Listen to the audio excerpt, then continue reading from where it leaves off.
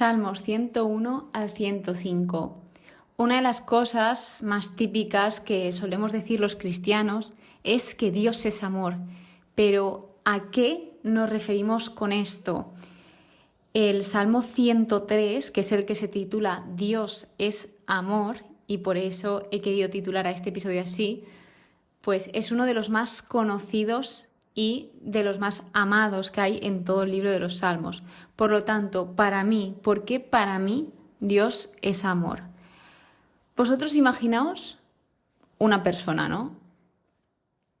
Y esa persona, pues vosotros habéis pasado de ella, vosotros incluso os habéis podido llegar a burlar o incluso a mentirle, pasando de ella, no haciéndole caso.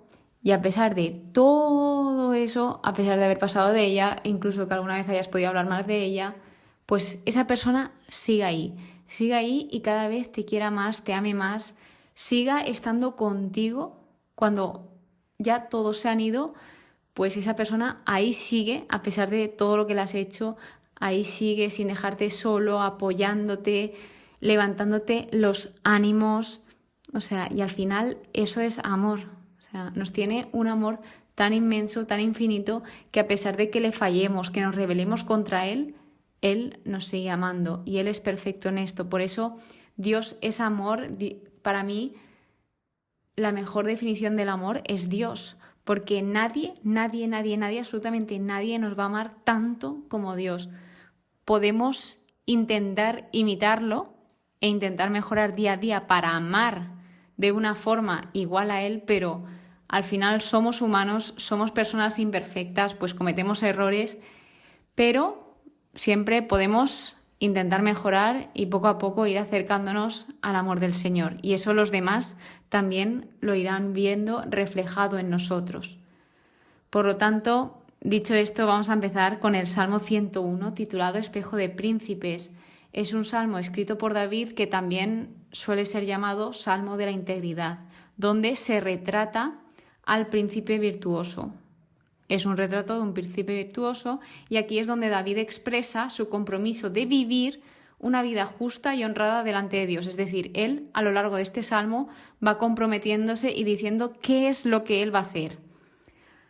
Entonces, ¿qué destacaría de este salmo? Lo primero es una pregunta que plantea que es ¿cuándo vendrás a mí? Cuando lo leí, pues a mí esto me dio a entender de cuándo vendrás a mí, refiriéndose a que cuándo voy a tener yo ese encuentro contigo, cuándo voy a ir al cielo a estar contigo en tu presencia.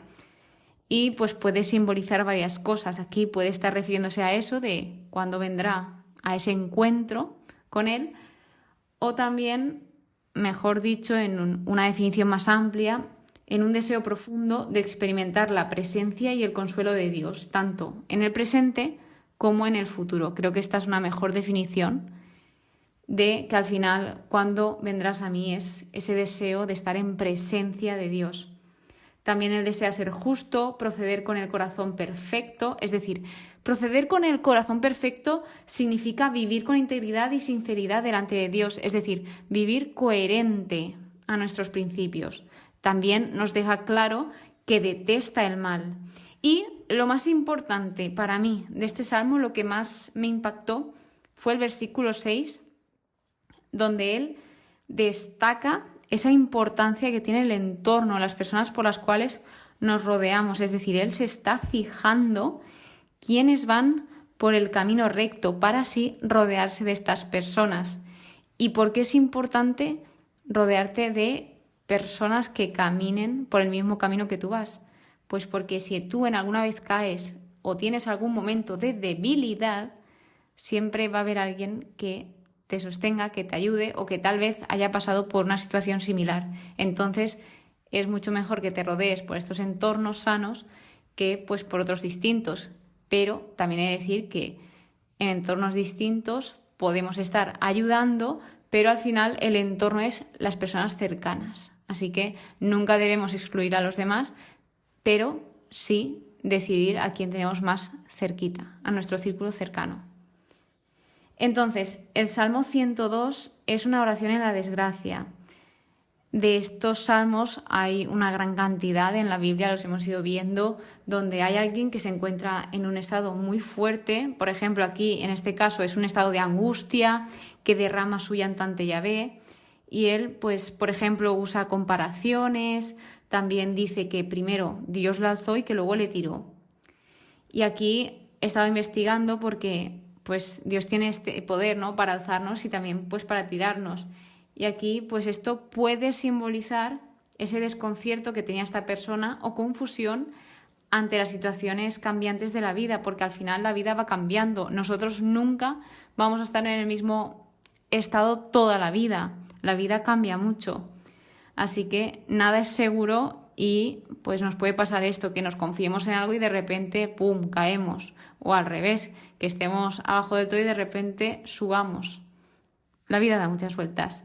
Luego, a pesar de este momento duro por el que pasa el salmista, está mostrando confianza. Es decir, está desesperado, pero aún así él está acudiendo a Dios, está depositando toda su confianza en Él y también nos va diciendo que Dios recuerda lo que va diciendo, tu memoria alcanza de edad en edad. Y en el versículo 15 dice, tus siervos aman sus piedras, sientes compasión de sus ruinas.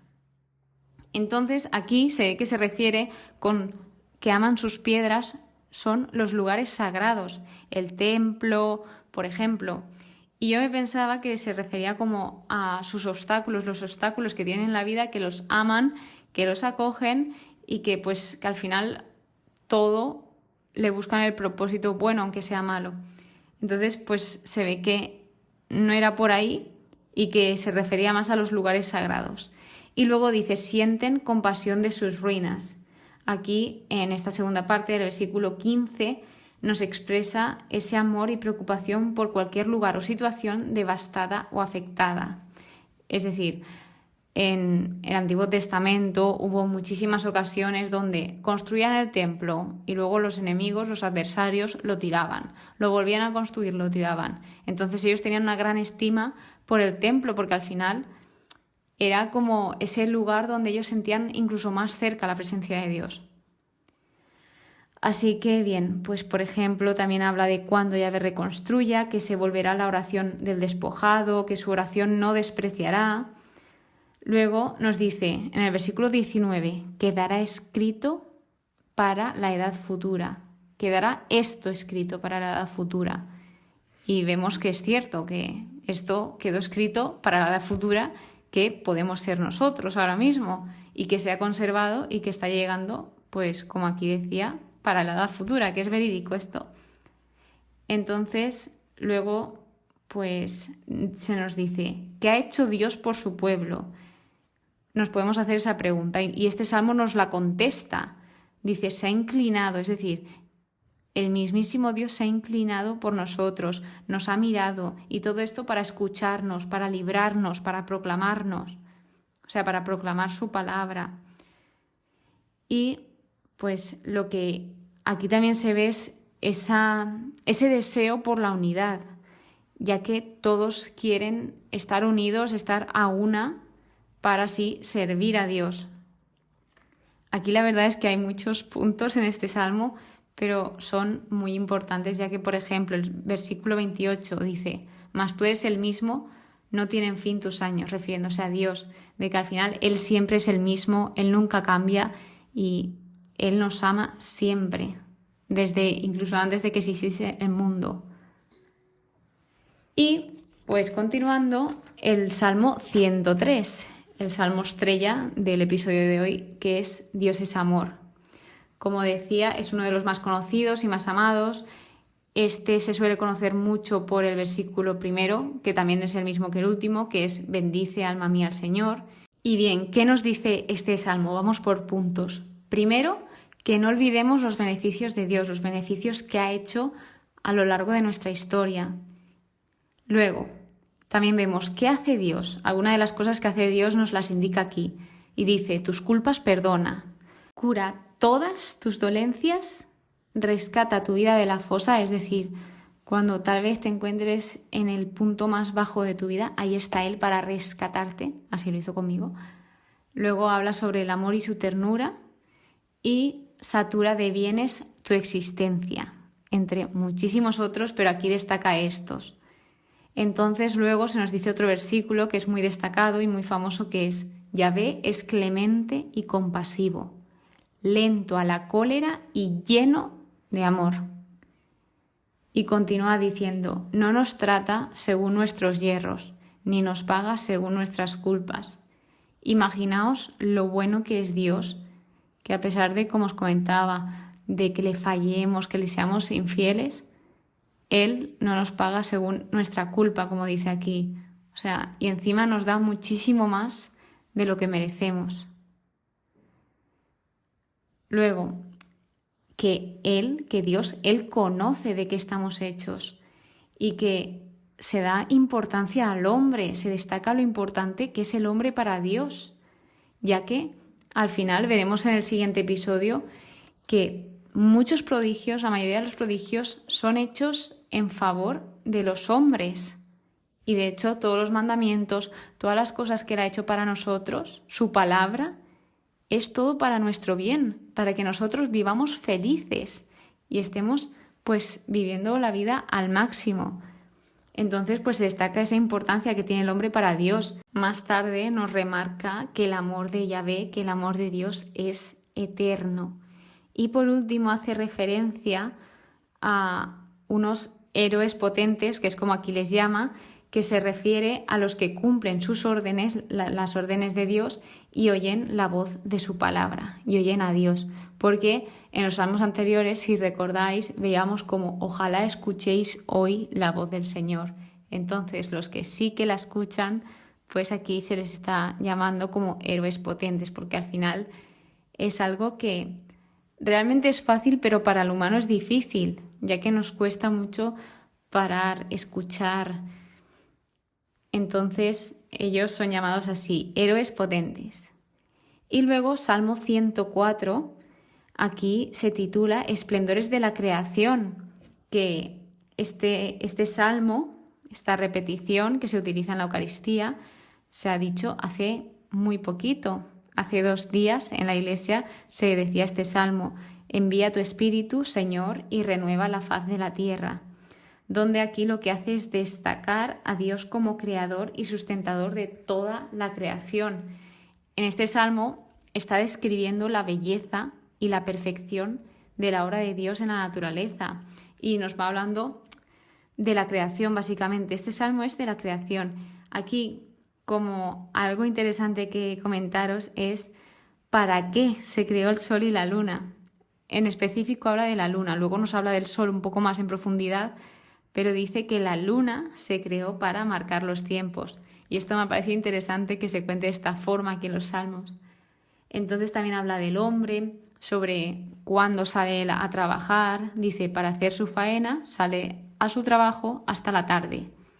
También habla de las numerosas, incontables obras de Yahvé, de que todas las ha hecho con sabiduría. Y que luego, que los que esperan en Él, los que esperan en Dios, y esperan que les dé comida a su tiempo. Aquí creo que se refiere a los animales, pero lo podemos como también traer a nuestro terreno, que los que esperamos en Dios, al final, a nuestro tiempo, nos dará esa comida. Aquí habla de comida, pero cualquier deseo que tengamos en el corazón, si es su voluntad, en el tiempo perfecto, Dios te lo dará, porque Dios provee.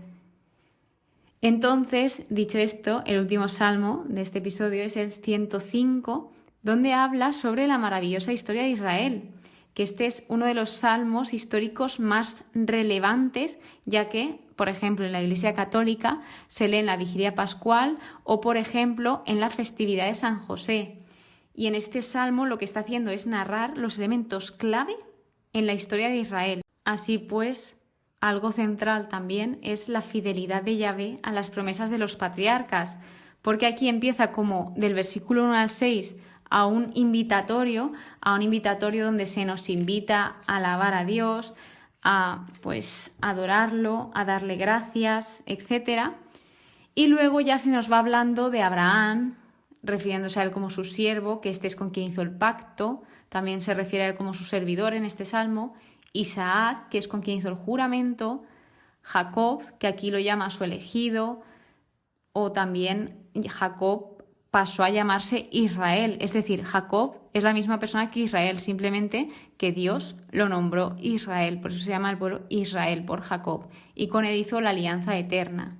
Así que pues nos va hablando de los patriarcas, de las promesas que hizo, de cómo fue cumpliendo cada promesa, y que luego nos destaca que los juicios de Dios afectan a toda la tierra, que nadie se libra. También habla de José, que él fue quien fue vendido como esclavo, pero que luego al final tuvo un final bastante increíble. Al final fue ensalzado por todo lo que hizo. Luego Moisés y Aarón, que ellos fueron los responsables de ejecutar los signos, y de ahí vinieron las 10 plagas de Egipto, que aquí hace como un breve resumen de los versículos 28 al 36.